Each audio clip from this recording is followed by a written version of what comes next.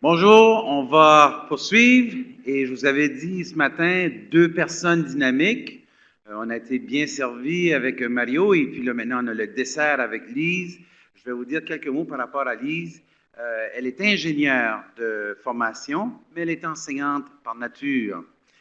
Lise, elle est technopédagogue provinciale pour la province de l'Ontario et je les salue. Lise, toi et l'équipe avec le CFORP, et j'admire beaucoup la démarche que vous avez entamée avec les enseignants là-bas. Parce que ça avait été un moment où on s'était rencontrés. On ne dirait pas la première fois qu'on s'est rencontrés, toi et moi. Moi, ça me gêne. Mais quand même, très content que tu sois là parce que aussi, Lise, elle porte fièrement les désignations d'enseignante certifiée Google, formatrice Google Éducation et enseignante exemplaire SMART. Elle est spécialiste de l'intégration pédagogique des technologies, puis elle offre des formations aux cadres, aux directions, aux enseignantes, aux enseignants et aux élèves d'un peu partout en Amérique du Nord ainsi qu'en Europe. En Amérique du Nord. Elle m'a fait part de son agenda pour les prochaines semaines. J'aimerais vraiment avoir sa carte à Aéroplan. Je vous enseigne un papier. Donc, sans plus tarder, Lise, bienvenue chez nous. Merci. Merci. Est-ce que la diapo va afficher automatiquement? Ça s'en vient, mais c'est le fun. Ça s'en vient. En tout cas, je suis très heureuse d'être avec vous aujourd'hui. C'est certain que ce n'est pas ça que je voulais vous montrer. On va essayer une autre chose. OK. Bon. Fait que je commence. Vous avez vu le beau poster. Puis vous avez certainement remarqué que sur le poster, il y a une femme. Fait que je suis ici devant vous aujourd'hui ayant fait mes devoirs.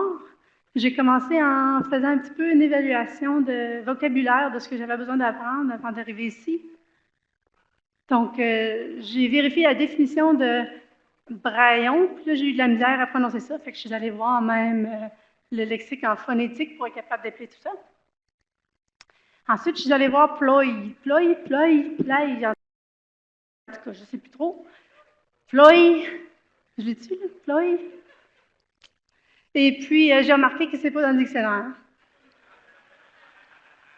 Fait qu'on me proposait Wikipédia, donc j'ai fait mon devoir, je suis allée voir, puis ça se trouve à être des petites crêpes. Là. Puis c'est N'as-tu qui a mangé des crêpes ici? Oui, super. Fait qu'après avoir fait mes devoirs, je suis retournée, puis j'ai dit, ben là, moi, on m'a donné la tâche de clôturer la conférence Claire. Ça, c'est un gros devoir. Non seulement est-ce que je représente le sexe féminin au complet, mais je suis obligée de passer après tout le monde d'autre.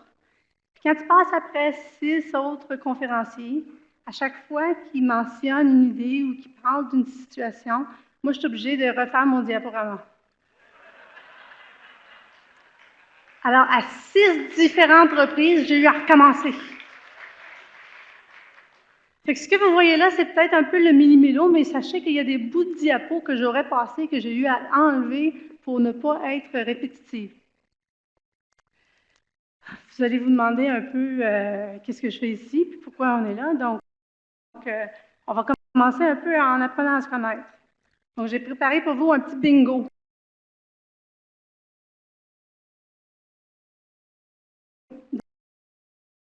Claire 2015. Vous êtes prêts? J'ai trouvé que vous n'étiez pas super en action pendant les derniers quelques jours, fait qu'on va essayer de faire ça. Donc, premièrement, j'ai préparé un petit tableau bingo, puis j'ai associé à ça des lettres ABC 1, 2, 3. Puis je vais vous demander, là, juste pour être capable de voir un peu où vous vous situez là-dedans, là, si vous pouvez me dire juste en levant la main pour que je puisse voir là, où vous avez situé là-dessus. Donc, est-ce qu'on a des A1 ici, des gens qui ont participé à la conversation Claire sur Twitter? Excellent. Est-ce qu'on a des B1, ceux qui ont voyagé plus que 5 heures pour se rendre ici? Vous êtes encore là? Hey, merci. Hein? C1, est-ce qu'il y en a d'autres comme moi qui ont appelé chez eux hier matin pour souhaiter bonne journée aux cocottes et puis tout d'un coup, il était comme 5 heures du matin chez eux? Oups. Est-ce qu'on a des A2? Ceux qui se sont dit, je dois essayer ça avec des élèves. Ah, excellent. Est-ce qu'il y en a qui ont contemplé prendre congé demain? Ben, lundi plutôt, pour justement se remettre de tout ça. On a-t-il des C2? Donc, ceux qui se considèrent maintenant des braillons, honoraires, donc des gens de la région. Je pense après avoir mangé au poulet d'ici, je pense que c'est comme automatique, c'est dans le corps. Le A3, est-ce qu'il y en a qui ont utilisé clair plus qu'une fois dans la même phrase? Ça, on a tous fait ça, hein? Le B3, est-ce qu'il y en a qui ont eu à prendre la douche froide hier? Désolée, j'avais rien à faire avec ça, mais en tout cas. C'était-tu mieux ce matin? Oui. Puis le C3, ceux qui ont goûté une ploie pour la première fois de leur vie. Ben moi, j'en suis. C'est bien. Fait que je suis contente que vous êtes là. Ça me permet un peu de situer le peuple, puis de voir un peu qui. Moi, je permets de me présenter parce que je suis beaucoup moins connue que les autres personnes sur le petit poster. Fait que je prends le temps de me présenter. Premièrement, je suis enseignante.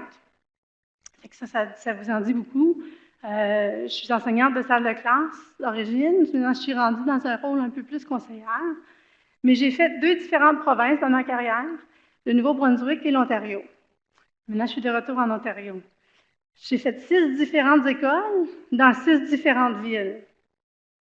Et puis, j'ai travaillé pour les conseils publics, les conseils catholiques, les écoles de langue française, les écoles de langue anglaise, les écoles d'immersion. Donc, j'ai fait un peu de tout dans ma carrière. J'ai travaillé dans une des plus grandes écoles, donc Fredericton High School. J'ai enseigné là. J'ai travaillé dans une toute petite, minuscule école avec 38 élèves de la 7e à la 2e année. Donc, j'ai vraiment eu la gamme de différentes écoles à mon... J'ai fait un peu de coaching, j'ai fait beaucoup de formation. Je suis rendue technopédagogue et puis conseillère pédagogique en même temps. Et puis, je fais un peu de consultante on the side, mais je suis surtout leader et puis partageuse. Donc, ceux qui me connaissent savent que ce qui est à moi est à toi, et puis ça, j'y tiens à cœur. Donc, outre être enseignante, la majorité des autres personnes sur le poster, ils ont aussi des gros doctorats, des titres, des universités, toutes sortes de choses. Moi, j'en ai un titre dont je suis très fière, c'est celui de maman. Maman à Sophie et Madeleine, vous pouvez les applaudir, ils nous regardent en ligne, c'est bien. Donc, Sophie qui a 9 ans et Madeleine qui a 6 ans. J'ai fait quelque chose de mal, non? C'est beau. Et j'ai pas fait ça tout seul, ces enfants-là, j'ai fait ça avec mon conjoint, Jake. Et Jake, ça se trouve à ce qui est militaire, donc militaire ici au Canada. Et ça fait de moi quelqu'un de quand même assez spécial, ça fait de moi une femme de militaire. Une conjointe de militaire, puis je te dis, ça m'a permis de surmonter plusieurs défis. Et puis à chaque fois que je surmontais des défis, je faisais des liens avec ma salle de classe. C'est ça que je voulais partager avec vous aujourd'hui. Fait que si ça vous va? Oui. Donc quand j'étais assis à votre place à la fin d'une conférence, je suis toujours en mode réflexion. Vous êtes en mode réflexion? Super. Donc, est-ce que vous réfléchissez aux belles ressources que vous avez vues ici? Oui. Est-ce que vous réfléchissez aux outils que vous avez vus? Vous avez découvert des nouveaux outils? Oui, vous ne parlez pas fort, mais c'est correct. Ça m'aide quand il y a de l'énergie. Est-ce que vous avez vu des élèves en action qui étaient en train de travailler leur passion? Oui, ça c'est certain. Avez-vous vu des enseignants qui apprennent avec leurs élèves? Ça, c'était ce que j'ai trouvé qui était le plus marquant. Puis avez-vous vu une direction qui mène le changement auprès de son personnel enseignant? Oui, hein?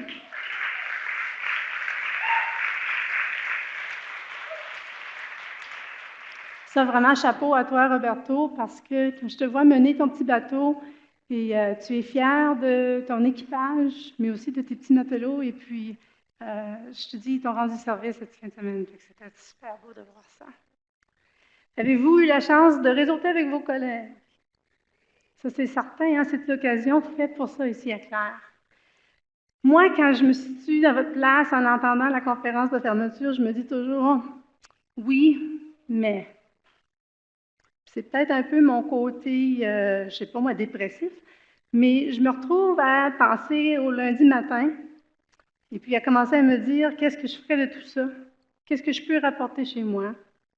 Puis je me trouve à être en réflexion quand même assez solide.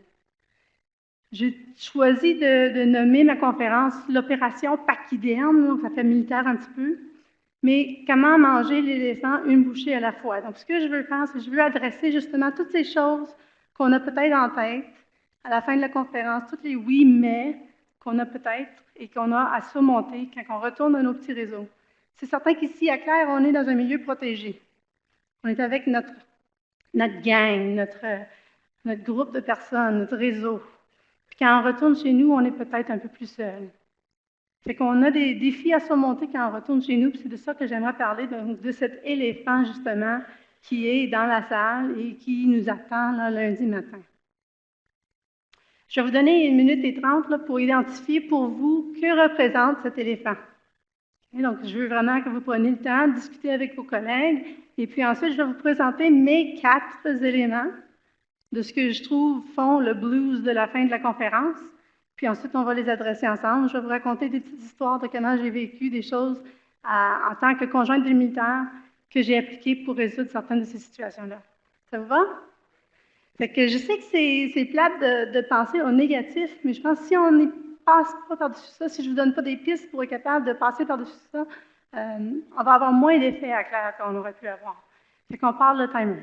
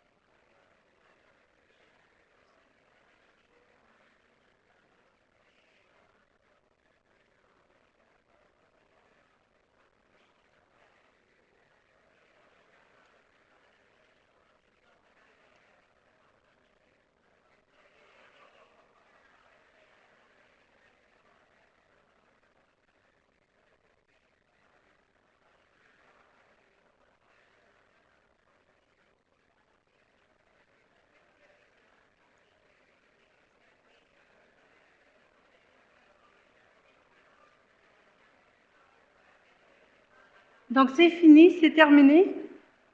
Je vais vous ramener à l'ordre, s'il vous plaît. Donc, ce que j'aimerais voir, c'est si votre éléphant correspond au mien. Si vos oui, mais correspondent à ceux que moi j'ai eu à vivre en salle de classe.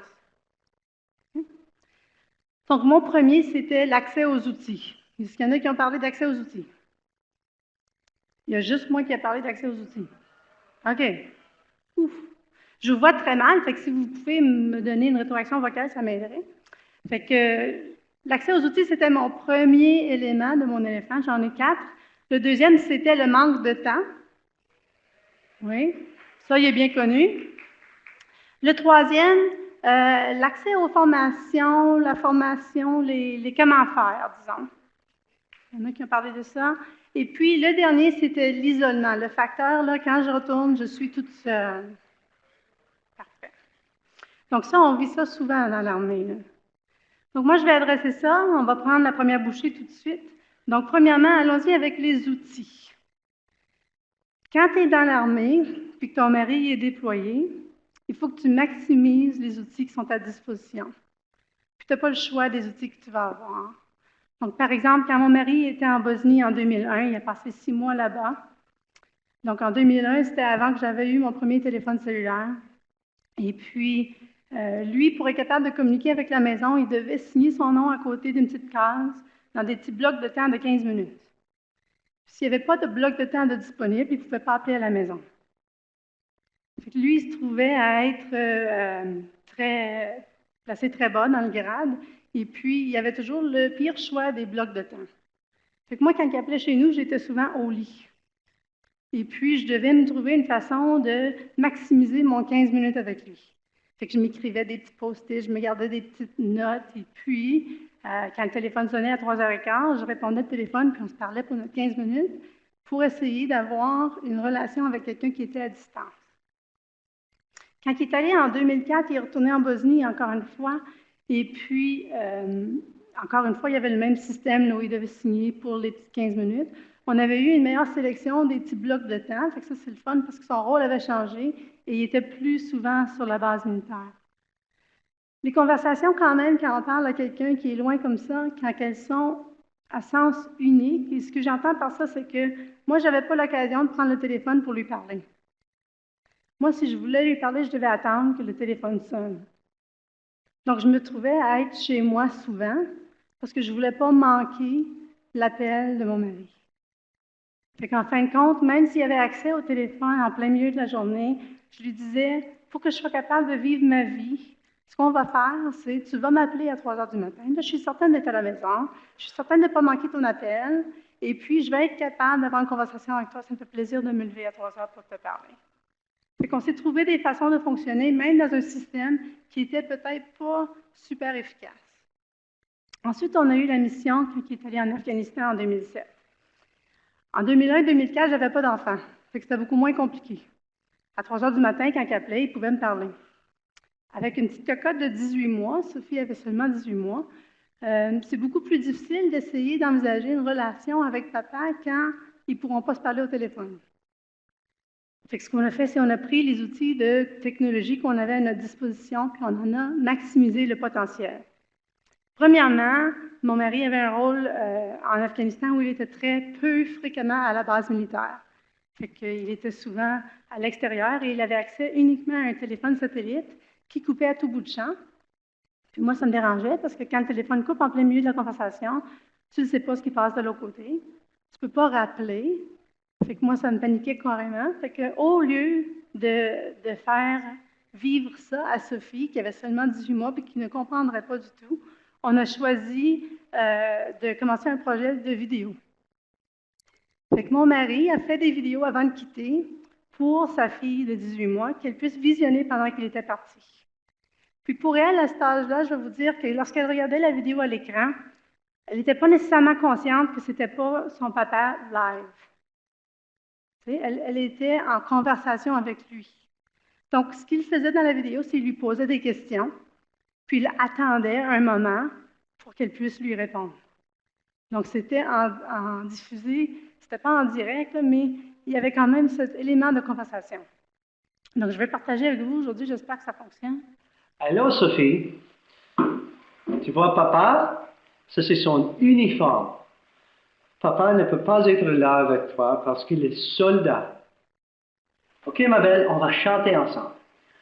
Tête, épaules, genoux, orteils.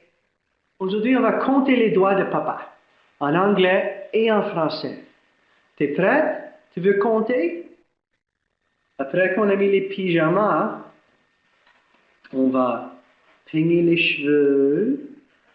Sophie, c'est ta fête aujourd'hui. T'as 2 ans. 1, 2 ans. Papa n'est pas là pour célébrer avec toi. J'aimerais être là beaucoup, beaucoup, mais il faut que je sois là. Macaron tient cœur. Tu sais pourquoi? Parce que c'est les jours de Saint-Valentin. Maintenant, papa a caché 32 Valentins comme ça autour de maison. C'est le temps de partir. Jackie va arriver bientôt et c'est difficile. Je vous aime beaucoup, puis je vais penser à vous toujours, toujours. Prends bien soin de toi, prends bien soin de Sophie, et puis je vais t'appeler aussitôt que possible de l'Afghanistan. N'aie pas peur pour moi, mon amour, je m'en occupe, puis je pense à toi souvent. Je t'aime beaucoup, puis je te donne des bisous de loin. Oui.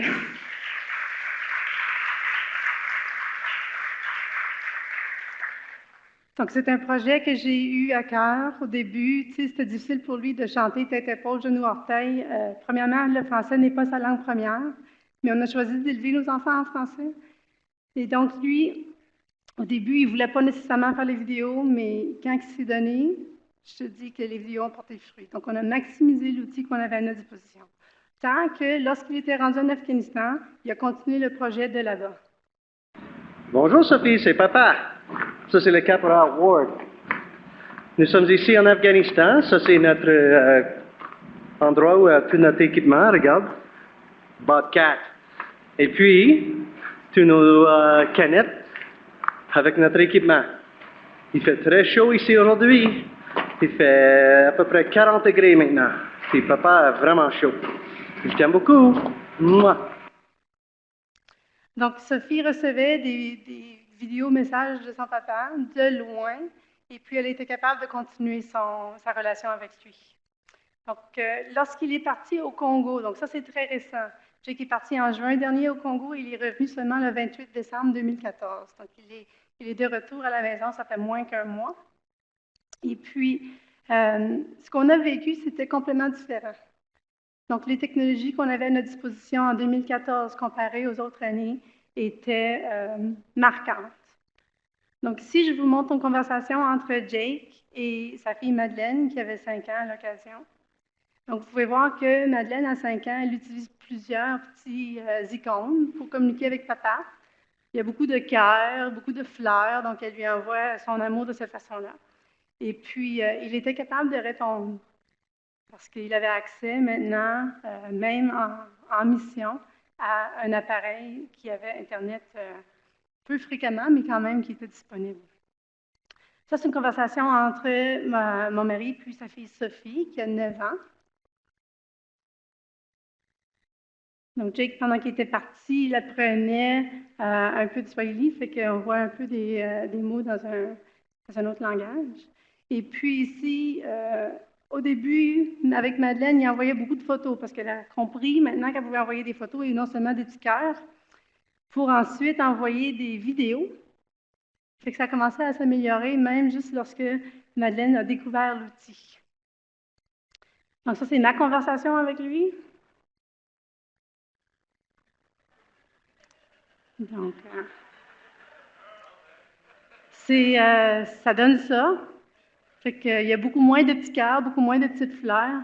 Mais le fait d'avoir pour la première fois une conversation en 2 sens avec lui lorsqu'il était parti, c'était marquant pour moi. Donc, on a vraiment maximisé l'outil qu'on avait à notre disposition. On était capable de faire FaceTime lorsque Jake était à la maison. Donc, lorsqu'il avait fini sa journée de travail, on était quand même capable de communiquer avec lui. Avec les fuseaux horaires, on n'avait pas une grande plage horaire à laquelle on pouvait communiquer avec lui, mais on était quand même capable. Donc, Sophie, en arrivant de l'école, pouvait littéralement appeler son papa, qui était complètement nouveau pour moi. Donc, ici, on voit en conversation avec Sophie à la fin de sa journée scolaire. Donc, vraiment maximiser les outils qu'on a à notre disposition. Dans la situation que je vous ai décrite, je n'avais pas le choix de mes outils. C'était ceux qu'on avait, et puis c'est ce que j'ai fait avec les outils qu'on avait. Mais nous, dans nos salles de classe, on a plein d'outils, on a accès à des outils, puis on doit apprendre à les maximiser. Je vous donne un exemple. Moi, quand j'ai commencé à enseigner, j'avais accès à un projecteur. C'était la seule technologie dans ma salle de classe. Puis même en début, je n'en avais pas. Je me suis battue pour en avoir un. Mais ce que je voulais de tout mon cœur, c'était un TBI. C'était tout nouveau à ce temps-là. Puis j'avais vu qu'on pouvait interagir, que ça pouvait être dynamique, que ça pouvait vraiment impliquer les élèves. Puis je voulais ça, un TBI. Fait que n'ayant pas les moyens, je suis allée me trouver une tablette graphique. Donc, ce n'est pas une tablette tactile. Pensez avant les tablettes tactiles, comme 10 ans avant les tablettes tactiles. Donc, on parle ici d'une tablette qui agit un peu comme une souris, mais sur laquelle vous avez un crayon. Okay? Donc, moi, ce que j'ai fait, c'est que j'ai pris mon projecteur, j'ai pris ma tablette qui coûtait à peu près 100$, et puis je me suis fait un simili-TBI. C'est ce que les élèves l'appelaient, le simili-TBI de Mme Galuga. Et puis, ce que j'ai réussi à faire, c'est que j'ai réussi à faire découvrir un peu le logiciel Notebook, puis on apprenait des choses, puis on était vraiment en apprentissage de qu'est-ce que cette technologie-là pouvait faire. Puis, je misais vraiment sur l'outil lui-même. Fait que je suis allée me certifier Smart, je suis allée trouver des partenariats avec cette équipe-là. J'ai participé à la première ronde des enseignants exemplaires Smart, qui est une désignation qu'on reçoit quand on utilise à bon escient leurs produits.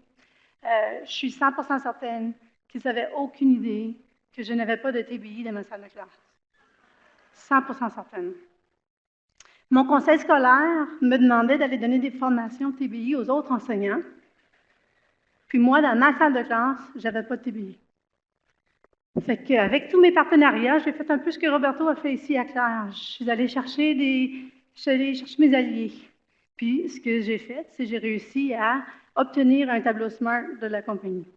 Puis après ça, j'en ai obtenu 2 autres, fait que ça, c'était le fun. Fait que, parce qu'à chaque fois que je changeais d'école, j'étais obligée d'en demander un autre. C'est comme ça que ça fonctionne. Mais ce que ça donnait, c'était que je pense avoir manqué la révolution. Je misais vraiment sur l'outil. Je voulais avoir le TBI. Puis je l'exploitais, à peu près. Là, c'était pas nécessairement fantastique. C'était pas du tout point de vue pédagogique, ce que je faisais. Je jouais, j'apprenais, mais c'était pas vraiment très poussé. Fait que je pense que j'ai manqué la révolution complètement. Puis tant qu'à moi, la révolution, elle ne touche pas nécessairement les outils, elle touche plutôt l'accès à l'information. Moi, c'est ce que j'appelle ma révolution. Nos élèves aujourd'hui, ils ont accès à l'information partout. Puis moi, dans mon temps, j'avais accès à ça.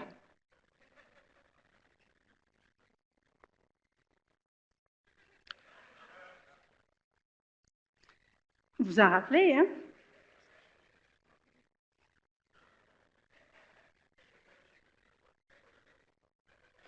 Donc, ça donne ça. C'est encore 100% fonctionnel. C'est l'ordinateur qui est chez mon frère, avec ça, c'est le fun. Là.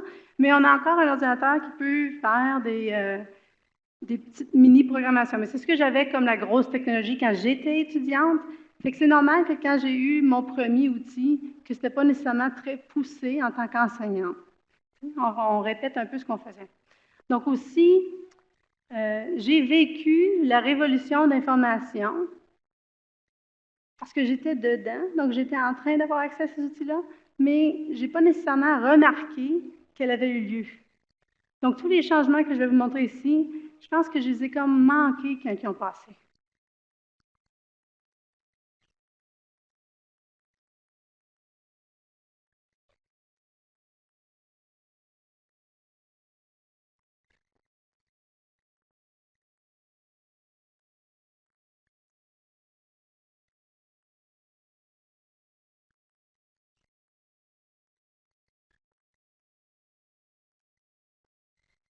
Quand le ramasser ressemble un petit peu plus à ce qu'on avait aujourd'hui.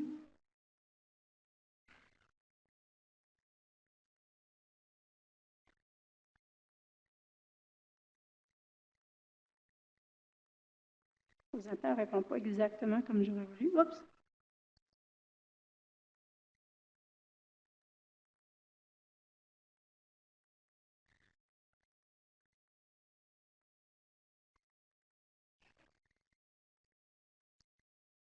Est-ce qu'il y en a qui se rappellent de iGoogle?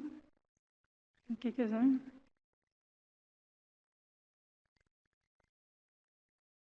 Donc, la première fois que Google a affiché sa politique, c'était en 2008. C'est intéressant quand même. Vous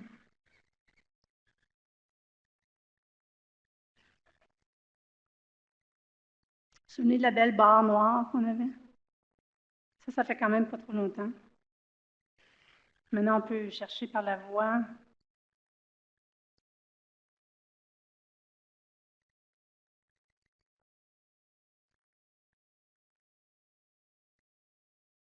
C'est essentiellement ce qu'on a aujourd'hui. Puis, ce qui nous attend en 2015, là, ça, je ne sais pas encore. Fait que ça va être une surprise pour vous, tant que pour moi. Mais ce que j'apprends de tout ça, c'est que l'apprentissage est un processus itératif. Il faut faire des erreurs. Puis moi, quand j'étais devant mon TBI, mon simili-TBI dans ma salle de classe, je faisais des erreurs. Je n'étais pas nécessairement en train de m'en servir à son plein potentiel. Donc, mes erreurs, pardon, elles informent nos prochaines étapes. Fait que j'ai remarqué que je devais pousser plus loin. J'ai remarqué que je devais aller me chercher une formation, que je devais aller avancer pour être capable d'évoluer dans tout ça. Donc, c'est certain que si on n'est pas prêt à faire des erreurs, on n'est pas prêt à avoir tort, on n'accomplira absolument rien. Fait que moi, je me suis dit, je me lance. Je vais essayer, je vais faire des tentatives. Et puis, j'ai décidé de vivre cette révolution de l'accès à l'information avec mes élèves. Et donc, au lieu de poser des questions dont les réponses se trouvaient chez Google, on a fait des efforts de pensée critique, on a fait des efforts de programmes où les élèves étaient plus en action, on essayait de suivre leur projet, l'apprentissage par projet. Et puis, on utilisait Google pour aller chercher l'information et non pas pour aller chercher les réponses. Donc, on faisait une distinction. Ewan McIntosh parle souvent de les questions non Googleables. Vous avez entendu parler de ça? Donc, au lieu d'adapter, j'avais choisi de modifier. Oups, modifier. On va essayer ça encore. Modifier mes stratégies, justement. Puis, au lieu de nécessairement partager mes connaissances avec les élèves, j'avais choisi de développer leurs compétences. Puis, au lieu d'accepter, j'ai choisi d'accueillir le changement. Et puis de décider que j'étais pour faire ça à bras ouverts, puis aller utiliser l'information autant que je pouvais pour être capable de répondre aux besoins de mes élèves. Donc, je cherchais à maximiser les outils maintenant.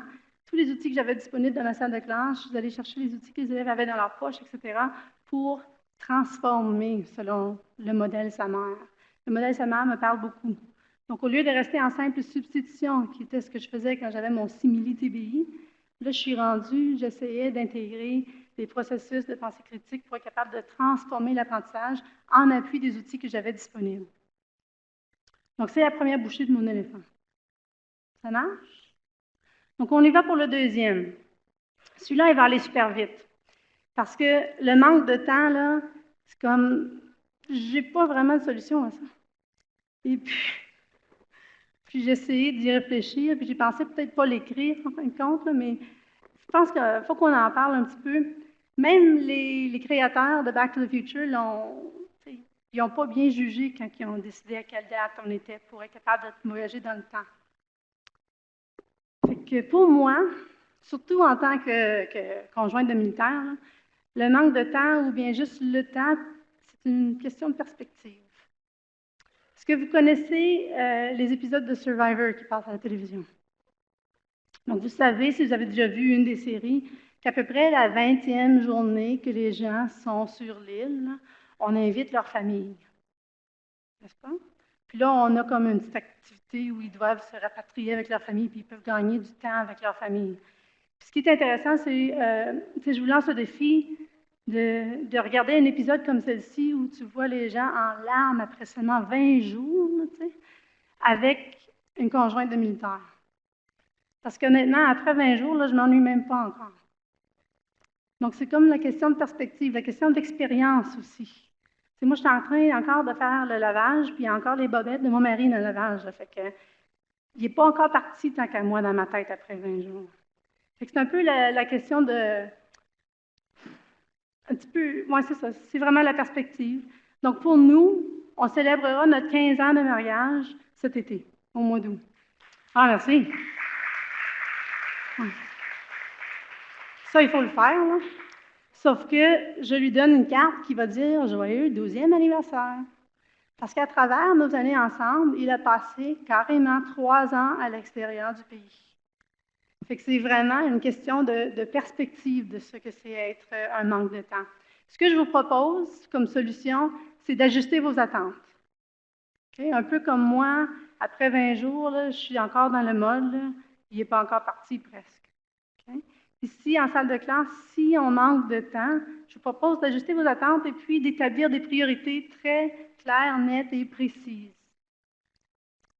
Donc ici, on voit une illustration qui est quand même assez commune. Donc, prenons le temps d'affûter nos épées, puis de prioriser le travail qui est d'intégrer efficacement les outils qu'on a à la disposition dans notre salle de classe. Donc ici, comment est-ce qu'on va y arriver? On sait qu'on a un point de départ, un point d'arrivée, et puis qu'il y a une route entre les deux. Si on s'y met, puis si on établit nos priorités, la route peut avoir l'air de ça. Okay? Si on attend toujours, si on attend puis on dit, regarde, je vais faire ça demain, ou bien je ne sais pas par où commencer, ou bien, tu sais, je vais attendre la prochaine version du iPad avant de m'y lancer. Et si on attend toujours après la prochaine version, la route va ressembler à celle-ci. Hein? Puis une fois que ta route ressemble à celle-ci, même si c'est seulement comme ça dans ta tête, si c'est ton scénario qui est perçu, tu ne prendras pas le premier pas. Donc, ce que je vous dis, c'est qu'il faut s'y mettre. C'est vrai que la route, elle ressemble peut-être plus à celle-ci, puis qu'en réalité, moi, j'enlèverais même le petit drapeau à la fin, parce qu'il n'y a pas de point d'arrivée. On va toujours être en développement, toujours être en apprentissage, mais il faut s'y mettre, puis il ne faut pas tarder. Pour moi, la question de temps, c'est une question de prioriser. Donc, c'est ça la prochaine bouchée de l'éléphant. Ça va jusqu'à date? Il y en reste juste 2. Vous faites bien ça. OK, la prochaine bouchée, on était en formation. Puis là, je parle à un public convaincu. Je n'ai pas besoin de passer beaucoup de temps là-dessus. Mais la question de prendre en charge sa propre formation. Quand mon mari est revenu de l'Afghanistan, l'armée nous suggère souvent de passer des moments en famille. Donc, nous autres, quand il revient d'un déploiement, on prend un voyage juste nous. Parce que si je reste à la maison, on tombe dans la routine de qui va faire les repas, qui va faire les épiceries, qu'est-ce qu'on mange ce soir, et puis ça tombe vraiment dans la routine. Donc, au lieu, ils disent, prenez un petit moment privilégié en famille, et puis apprenez à se connaître encore. Fait que c'est parfait. Il revient d'Halifax. Sophie a maintenant 2 ans et demi. Ben, un petit peu moins que ça. Elle a maintenant 2 ans et quelques. Et puis, on a choisi de se rendre là la fin de semaine où il y avait eu les grands, tu sais, le Tall Ships. Il y a un beau festival à Halifax, une de mes villes préférées. Donc, moi, je n'avais pas prévu que c'était aussi l'année où Pirates of the Caribbean, ça, c'était super populaire à ce moment-là. Fait que pendant qu'on marchait sur le bord du port à Halifax, puis j'avais Sophie dans mes bras, tout d'un coup, un des bateaux a choisi de lancer un faux canon. Tu sais, mais ça a fait un immense bruit, ça a résonné partout sur les édifices au cœur d'Halifax. Puis Jake, qui venait de quitter l'Afghanistan puis qui est arrivé sur Halifax, je me suis retrouvée par terre. Il y avait Sophie en dessous de moi et Jake avait protégé nos 2 corps avec le sien. Donc ça, pour moi, ce que ça me dit, il n'a jamais suivi de formation pour lui dire comment réagir quand il était pour être au cœur d'Halifax et puis qu'il allait pour lui, c'était une attaque. Okay? Mais il n'y a jamais eu de formation qui lui a dit exactement dans cette situation-là comment faire. Ce qui est intéressant avec tout ça, c'est que quand je fais le parallèle avec la salle de classe, c'est que nos enseignants cherchent souvent une formation pour leur dire exactement comment faire. Puis il manque la perspective de essayer de ressortir de la formation l'essentiel. C'est essayer d'être capable de réagir par instinct. Laissez faire les formations, là. Parce que ça, j'y crois vraiment, là. Devenons maîtres de notre pédagogie et non pas des outils. Ce qui est le plus fort, c'est de laisser les élèves choisir les outils. Tu sais, quand je leur demande de me faire une présentation, moi, ma job, là, c'est de m'assurer que les critères sont clairs, puis que les élèves savent exactement comment faire. Et puis, c'est à eux de choisir l'outil qu'ils veulent. La minute que je dis aux élèves, vous allez tous faire un Prezi, je viens de manquer le bateau. Tu sais, je suis en train de leur imposer un choix d'outils. Moi, mon travail, c'est de savoir que Prezi existe. Je peux leur proposer, mais ce n'est pas à moi de leur montrer exactement où cliquer, puis où être capable de s'organiser là-dedans. C'est à eux de découvrir l'outil qu'ils veulent utiliser. L'autre chose que je pense qu'on devrait encourager chez nos enseignants, c'est de miser vraiment sur les possibilités, puis non pas les formations du genre « clique ici, suivez-moi » en même temps. Okay? Parce que quand on leur donne une formation, puis on leur montre exactement où cliquer, puis comment faire, on est en train de les habiliter à vouloir une formation, puis à vouloir de l'appui qui montre exactement les étapes à suivre, au lieu de leur permettre de maximiser l'idée où ils savent ce que peut faire l'outil et de quelle façon ils peuvent s'en servir en salle de classe. C'est beaucoup moins le clic ici qu'ils ont besoin, d'après moi, malgré que c'est surtout ça qu'ils cherchent. Est-ce que vous trouvez que c'est ça qu'ils cherchent? Oui, hein? Parce que moi, je fais un travail de formatrice, puis je suis toujours en train d'essayer de leur parler de l'aspect pédagogie, puis je trouve que c'est vraiment c'est un message qu'on doit passer. La pédagogie doit être le conducteur. Et on doit laisser la technologie devenir l'accélérateur. Donc, c'est Michael Fullen qui a dit ça. Puis ça, c'est vrai, peu importe la voiture qu'on va conduire. Puis, tu sais, on est d'accord, il y a des voitures qui sont plus belles que d'autres, hein?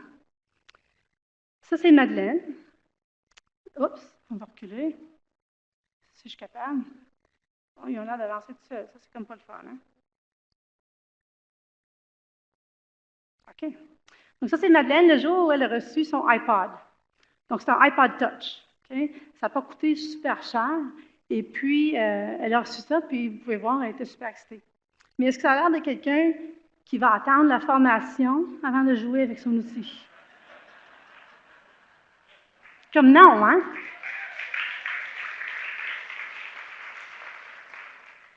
Elle, si j'avais dit, regarde, laisse ça là, puis après souper, maman va te montrer comment faire, il n'y avait pas façon. Elle voulait déchirer le paquet, elle cliquait partout. Puis, honnêtement, c'est ça que j'aimerais voir chez nos enseignants. Dans mon rôle, je reçois des courriels du genre, j'ai partagé un fichier dans Drive, puis là, je ne le trouve plus. Je vois un bouton bleu qui dit partager, mais je ne sais pas ce qui arrive quand je clique dessus. Ben, peut-être qu'on pourrait commencer par cliquer dessus.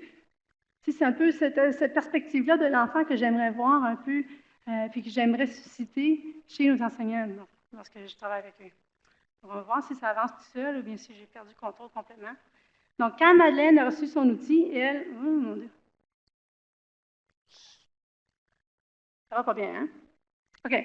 En tout cas, c'est certain qu'elle a commencé à laisser ses traces. Vous voyez un peu ça donne quoi, là? Fait qu'un enfant de 5 ans avec un accès à la technologie pour la première fois qui lui appartient, comme avant, elle avait toujours accès à mon iPad si elle voulait ou autre chose, mais là, c'est vraiment son outil. Donc, elle a choisi de documenter sa vie. Puis ça fait beaucoup de photos de Madeleine. C'est le fun. Puis souvent, les filles ont accès à leurs outils dans la voiture quand on prend de longs voyages, parce que, tu sais, ça calme les enfants en arrière. Là. Fait que elle n'a pas accès à Wi-Fi, fait qu'un des seuls outils qu'elle a, c'est sa caméra. Fait qu'elle est rendue qu'elle prend des super belles photos. On va essayer d'avancer. Donc, elle a toute une série de photos de camions qu'elle a prises de son siège d'auto en arrière de la voiture. Puis, elles sont affichées maintenant dans sa chambre. C'est son œuvre d'art. C'est elle qui a découvert cette passion-là pour la photographie. Puis, elle documente aussi son apprentissage. Puis là, je ne suis pas certaine d'être capable de faire jouer la vidéo de cette façon ici. Fait que je vais juste voir. Ça vaut la peine que vous la voyez. Hein? On va essayer encore.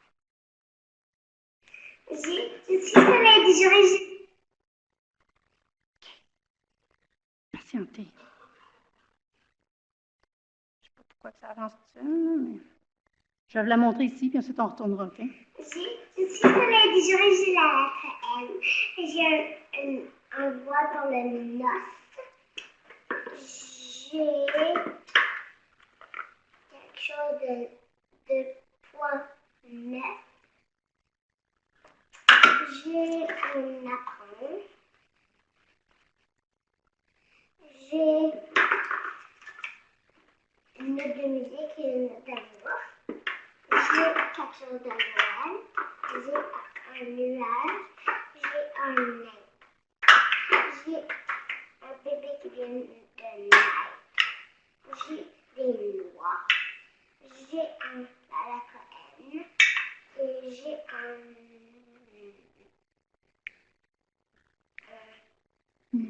nœud. Et j'ai un nounours. Bravo, Madeleine!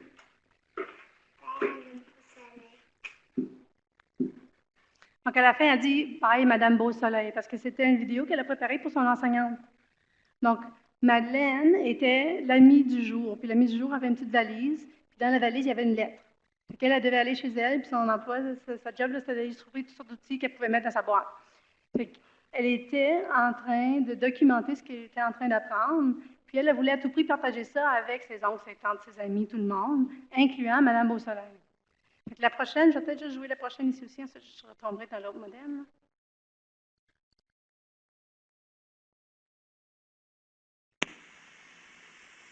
Ça, c'est comment j'attache mes souliers.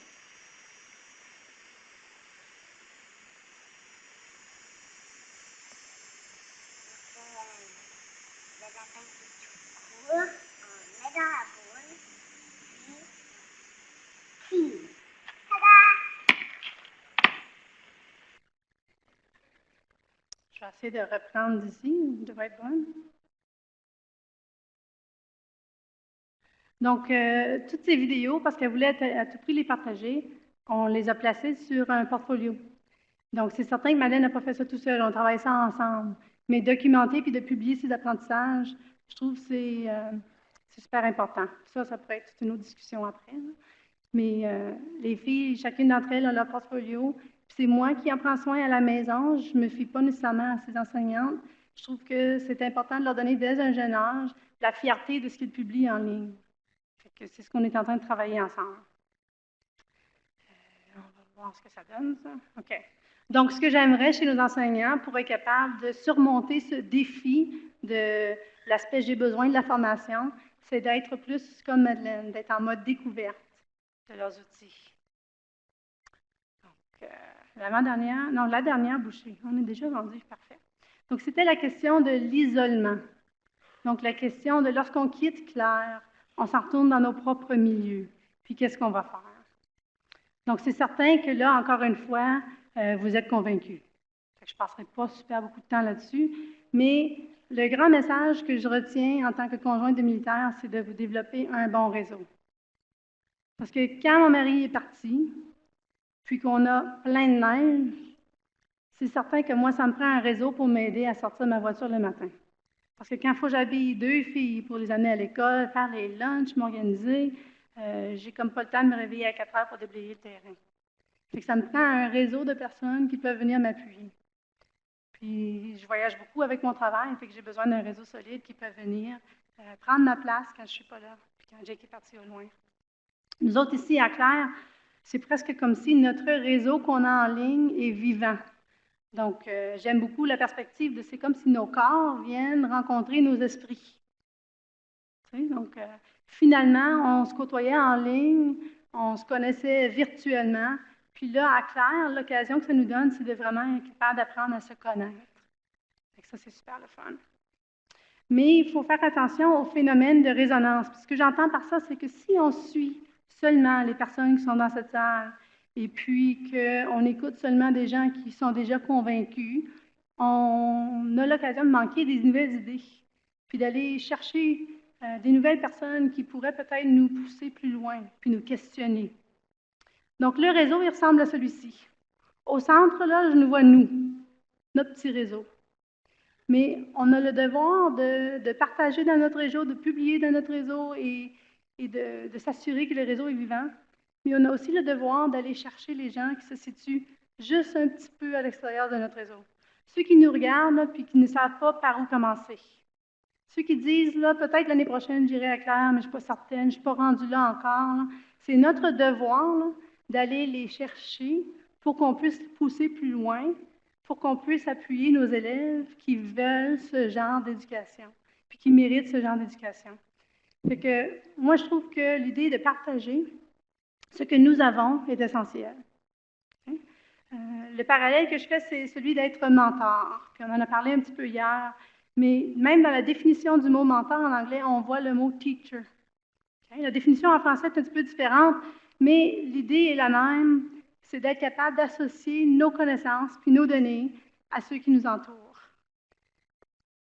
Avec l'armée, ce qu'ils ont, c'est un système qui est très clair là, pour être capable de bien choisir nos mentors. Ils affichent sur leur costume, sur leur uniforme. Oh, il ne va pas être content que j'ai dit costume. OK. Je m'excuse, chérie. Sur leur uniforme, ils affichent toute leur expérience. Donc ici, on peut voir les médailles, sauf sa plus récente, là, que Jake avait méritée. Mais on peut voir sur n'importe quel soldat toutes les missions qu'ils ont vécues, toutes les désignations spéciales qu'ils ont, et puis on voit aussi quelles sont leurs spécialités. On peut même juger leur quantité d'expérience en voyant le nombre de médailles qu'ils peuvent afficher. En enseignement, je trouve que ce phénomène de ruban semble vouloir émuler un peu l'idée d'être capable de s'afficher en tant que... Puis là, on a toute une série de choix. Donc, je suis allée à plusieurs conférences, puis on offre des petits rubans qu'on peut associer à notre placard de nom. Puis ici, ce qu'on voit, c'est tu sais, je communique, je blogue, je partage, je cherche. Donc, c'est toutes des belles choses. Puis, tu sais, je me dis, en regardant ça, je suis pas mal certaine que chacun d'entre nous ici serait capable d'afficher presque tous ces rubans. Il y en a peu là-dedans qu'on n'est pas capable de faire quand on est ici. Mais c'est notre devoir de s'assurer que cette capacité-là, elle est partagée. Avec nos élèves, certainement. Puis ça, on le fait déjà, le rôle de mentor avec nos élèves. Mais on devrait le faire aussi avec nos collègues. Je ne parle pas seulement des programmes qui sont déjà en place où on offre un mentorat à la relève, tu sais, aux nouveaux enseignants qui rentrent. Ça, c'est un programme qui est très établi et puis qui mérite d'être continué, c'est certain, mais moi, je parle de l'informel. Donc, je vous donne des devoirs. Vous êtes prêts? OK. Donc, comme devoir, je vous donne le devoir de devenir mentor. Donc, prenez un instant, pensez à des gens qui pourraient bénéficier de ce que vous avez à offrir. Pensez à ce que vous auriez affiché sur votre placard si on avait eu des rubans comme ceux que j'ai affichés. Puis, dites-vous, j'ai des choses à partager. Puis, je vous suggère aussi, comme devoir, de vous trouver un mentor. Si vous n'avez pas encore quelqu'un qui dirige, pas nécessairement votre carrière, là, mais votre façon de penser, allez chercher un mentor. Si vous avez de la misère à trouver, là, je m'offre. Surtout aux filles, parce qu'on dirait qu'il n'en pleut pas, là. Donc, mais cet aspect de trouvez-vous quelqu'un qui va vous aider à réfléchir, à pousser votre façon de penser. Ensuite, je vous suggère là, de manger votre éléphant une bouchée à la fois. Prenez chacune des choses que vous aviez discutées dans les premières minutes et 30 secondes que vous avez eues pour parler, et puis dites-vous, là, je suis capable, puis je vais y aller une étape à la fois. Fait que ça donne ça, manger l'éléphant. Et puis maintenant, c'est à vous de commencer tout ça. Puis je suis certaine que vous êtes capable. Merci. Non, merci.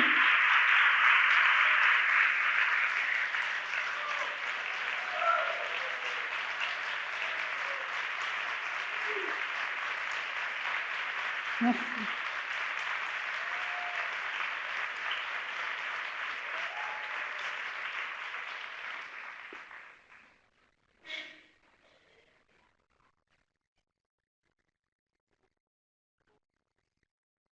Tiens, colle-toi, tu peux parler ici. Des questions, Ah, parce que des je savais qu'il y a questions, des bien, gens qui ont oui. des questions. Je vais demander à mon ami Jacques, si tu veux me donner encore un coup de main, s'il vous plaît, oui, pour se promener un petit peu. Et puis, on va faire le mot de la fin aussi. Est-ce que quelqu'un veut se risquer une question? Commentaire?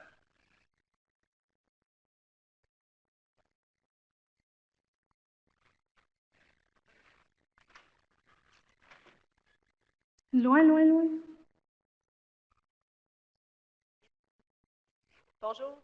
Je l'ai tweeté, mais je voulais te le dire en personne, c'est juste un commentaire. Merci beaucoup. Quand tu as commencé à parler, je me suis vraiment reconnue. J'ai 2 filles, moi aussi, qui ont la même différence d'âge que les tiennes. Mon mari est militaire aussi. On dirait que tu parlais de nous, fait que le parallèle que tout le monde a bien compris, moi, ça m'a touché beaucoup. J'ai presque les larmes aux yeux en le disant, mais merci. C'était extraordinaire comme conférence. J'ai beaucoup aimé. Merci. Merci. Puis tu es officiellement mon nouveau mentor.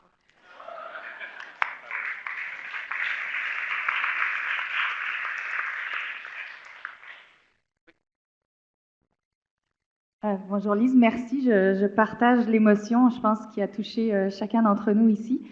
Je veux te remercier parce que tu es une femme. Et puis, dans nos classes, il y a beaucoup de femmes enseignantes, mais on n'en voit pas beaucoup qui prennent la parole, qui prennent le devant.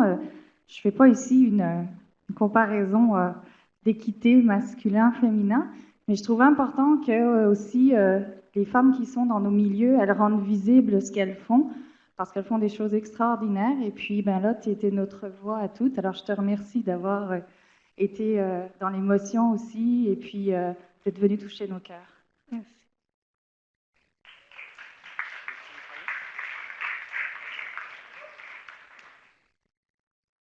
Merci Lise.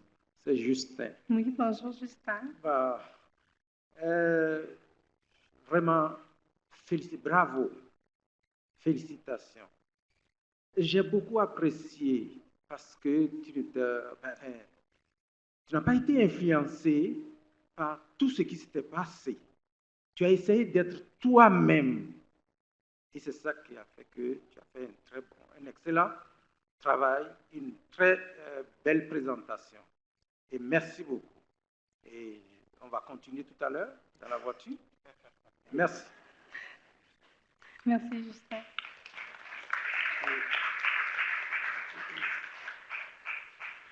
Lise, simplement un petit mot pour te remercier, te féliciter. Puis effectivement, au comité organisateur, on se le disait, puis Pat en parlait tout à l'heure, on fait beaucoup d'efforts pour essayer d'aller chercher des femmes, c'est pas facile. Puis j'ai eu ma réponse par une jeune fille qui s'appelle Kaylee Bossé. C'est elle qui a tweeté « Suis belle, suis bonne, suis capable ». Je pense que les femmes, vous avez beaucoup d'avenir avec des Kaylee Bossé. Puis moi, c'est intéressant, Sophie, ma plus vieille, celle qui a 9 ans, elle, son enseignante de 2e année lui a dit « Tu écris toujours « Je suis capable » au haut de tes évaluations. » Chaque fois. Fait qu'elle a enseigné ça à tous ses élèves. Fait qu'à chaque fois, même maintenant, elle est rendue en 4e, elle écrit encore « Je suis capable » en haut de toutes ses évaluations. Puis je trouve que moi, ça me touche, ça. Ben, j'ai le micro, moi aussi, Lise, j'aimerais te dire merci, c'est ressenti. Moi, je dirais juste une phrase, c'est que je pense honnêtement que la femme est l'avenir de l'homme. Merci, Lise. Là, je touche pas à ça, moi.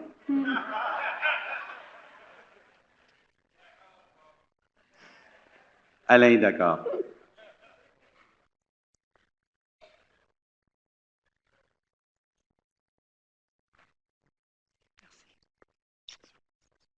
Merci. Ah, c'est gentil. Oh, c'est pesant. Moi, je suis en avion, moi, vous savez ça? On peut en prendre certaines choses. Lise, j'aimerais te remercier encore une fois au nom du groupe.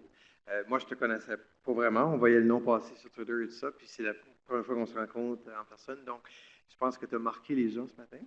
C'est un peu, la magie de Claire 2000XX, dans le sens que on finit souvent le colloque avec des gens qui font des témoignages, avec ta partie humaine que tu partages avec nous, des membres de ta famille, et tout ça. Donc, je pense que tu nous as... En tout cas, moi, j'ai eu les larmes aux yeux tout à l'heure quand j'entendais ton mari faire ces petites vidéos. Puis, je pense que c'est aussi ça le côté humain de Claire, dans le sens que on est ici, oui, pour travailler avec les élèves, on gagne notre vie, mais il y a aussi une partie humaine de tout ça. Puis, je pense que tu l'as bien démontré ce matin, parce que souvent, le commentaire qu'on entend, les nouvelles technologies, ça va déshumaniser les gens, puis les gens vont être éloignés. Puis je pense qu'aujourd'hui, on s'en va avec le cœur heureux, content, puis tu as contribué à ça. Donc, merci beaucoup. Plaisir. Merci.